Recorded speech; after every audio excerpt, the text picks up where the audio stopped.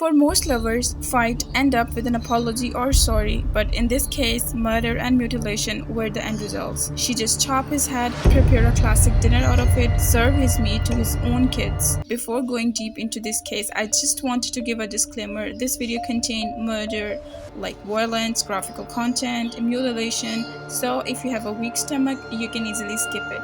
It's not a big deal. You can always come back later and catch me with some other stuff of mine. We'll see you in the next video. So let's get into the stinky detail. Today's case is a horrific case of Katherine Knight. So let's just take a look at her childhood. So Katherine Knight was born and raised in an unconventional and a dysfunctional type of family. Her mother, Barbara, married a man named Jake, and Barbara and Jack lived together in a small town of New South Wales. So Barbara and Jack had 4 kids together, but they didn't make up, and Barbara had an affair with a co-worker of her husband, and his name was Ken Knight. So she isn't having an affair with Ken Knight, and so eventually Barbara left her husband and moved in with some other place with Ken Knight. So Barbara had 4 additional kids with Ken, and Katherine Knight was one of them. So Katherine's father was alcoholic, he was abusive, violent, and would rape his own wife Barbara for like up to 10 times a day. And Barbara often told her daughter that she hated all men and she hated physical intimacy because men use women like a tissue paper, and after that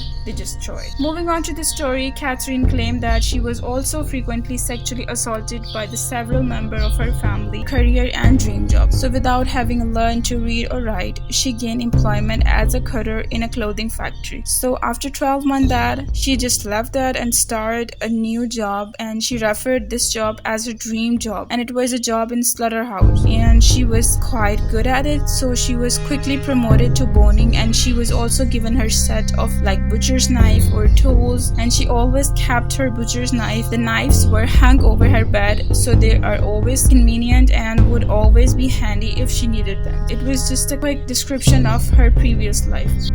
So let's just discuss her first marriage with David Stanford. Katherine first met her co-worker David Stanford in 1973, and Katherine married Khaled in 1974, and it was said that it was on Katherine's request that they should get married. So as soon as they arrived home, Katherine's mother, Barbara, gave some advice to her son-in-law.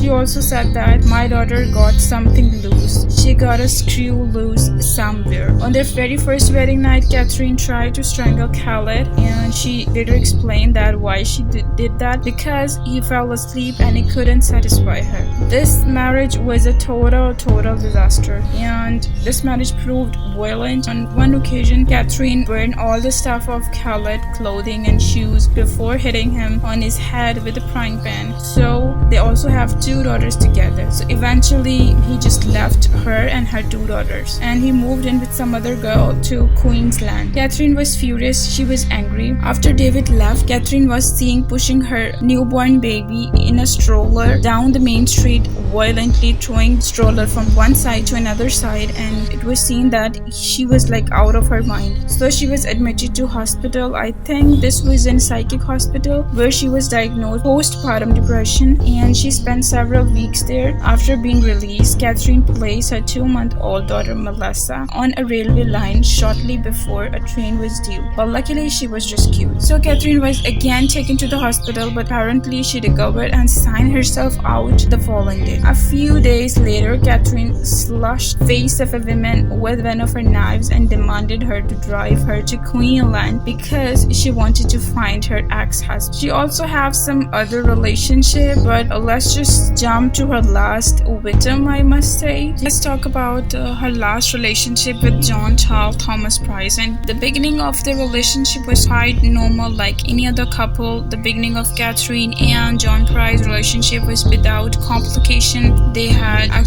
Thomas had 2 older children who lived with him, as they seemed to like Katherine, and he made enough money as a minor to keep her comfortable. However, when she suggested that they should get married because now they're having money and they have already 2 kids, now she just wanted to settle down. She suggested that they should get married, and he declined because he just don't want to get in a relationship right now. This thing really made her angry, and she turned violent. So Katherine first framed Price for stealing things from his company and got him fired from the job, though he initially kicked her out of her house. Later, they started seeing each other again. However, this time he refused to let her move back in. So according to their friends and neighbor, Katherine violence then began to escalate. In February 2000, an argument between John Charles Thomas Price and Katherine Knight culminated with her attempt to stab him in the chest, and he took out a restraining order against her in an attempt to keep his children safe. He also told his co-workers that if he ever got missing, this lady will be behind it.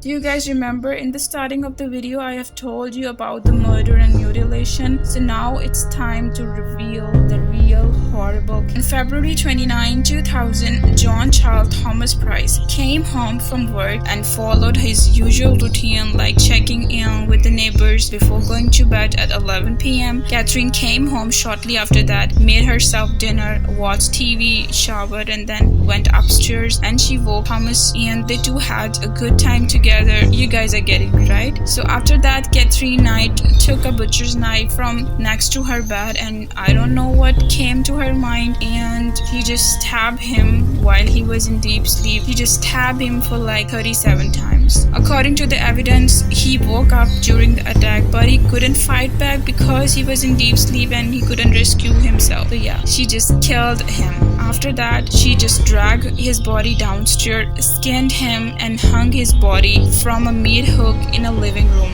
Then she decapitated and cut up pieces of his body to cook a dinner. Yeah, she just cooked a dish with some potatoes, pumpkin, beetroot, zucchini, cabbage, squash, and gravy with some meat. Yeah, with the meat of Thomas Price. And then she made a classic dinner for herself, though she couldn't finish that because she felt disgust and she just threw that. Then she lay down next to her headless partner, mutilated corpse of Price, took a large number of pills and just passed out. The next morning, somebody called police after Thomas didn't show up for the work. The police arrived at the crime scene and immediately they know what had happened. Once she woke up, she claimed that she has no memory. She just don't know what happened last night. And in the kitchen, police found out that Price had boiling in a pot of vegetable on the stove. On the table, they found 2 full plates, each with the name of the kids of Thomas. In horror, the police realized that Katherine has planned to serve John Price's body part to his own kids. Katherine Knight never to be released. Despite she claimed that she had no memory of that night, she was quickly charged with John Charles Thomas Price murder. In October of 2001, her trial commenced, but it didn't get very far. For some reason, Katherine charged her plea to guilty, and the judge adjourned the case without testimony. And she was escorted to prison that day, and the judge ordered that her paper be marked never to be released. Like for the very first time in the history of women in Australia was given a life sentence without parole. To this day, Katherine nevertheless maintained her innocence, refused to accept the responsibility for her actions. Katherine Knight has appealed her sentence before and was denied almost immediately. She is still serving her life in a Silverwater Women's Correctional Center. Moving on to the conclusion. This is my side of conclusion. When I was reading all this stuff about this crime and all the article about this gruesome act, I was horrified and shocked at the same time. Why the hell people could think or do this type of crime. I and you cannot even imagine of this type of crime. So this type of people actually have some sort of dysfunctional upbringing, some sort of child trauma, some bad memories from their childhood. Somehow these type of people who see pleasure in hurting somebody, they're actually